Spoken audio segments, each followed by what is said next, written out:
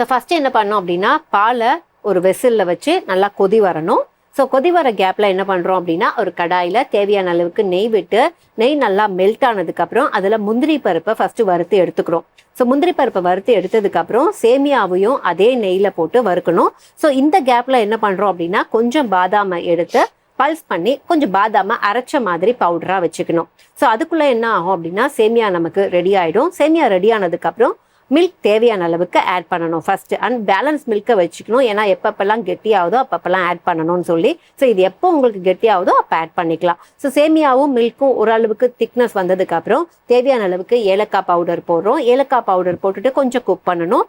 தேவையான அளவுக்கு condense மில்கை add பண்ணுறோம். கண்டென்ஸ் மில்கை ஆட் பண்ணிவிட்டு அதுக்கப்புறம் சர்க்கரை உங்களுக்கு ஸ்வீட்னஸ் எவ்வளோ தேவையோ அதுக்கேற்ற மாதிரி ஆட் பண்ணிவிட்டு மறுபடியும் கொஞ்சம் ஃப்ளேவருக்காக ஏலக்காய் பவுடரை போட்டுட்டு ஓகே எல்லாம் ரெடி ஆயிடுச்சுன்னு தெரிஞ்சதுக்கு அப்புறம் ஸோ கார்னிஷ்க்கு எப்படி பண்ணியிருக்கோம் அப்படின்னா ஃபஸ்ட்டு வறுத்த முந்திரியை போடுறோம். அதுக்கப்புறம் ஒன்றும் பாதியமாக கட் பண்ண பாதாம், அதுக்கப்புறம் நம்ம பாதாம் அரைச்சி வச்சுருக்கோம்ல அதையும் தூவி கார்னிஷ் பார்ட்டை முடிச்சுட்டு சர்வ் பண்ணிங்க அப்படின்னா இதுதான் சேமியா பாயசம்.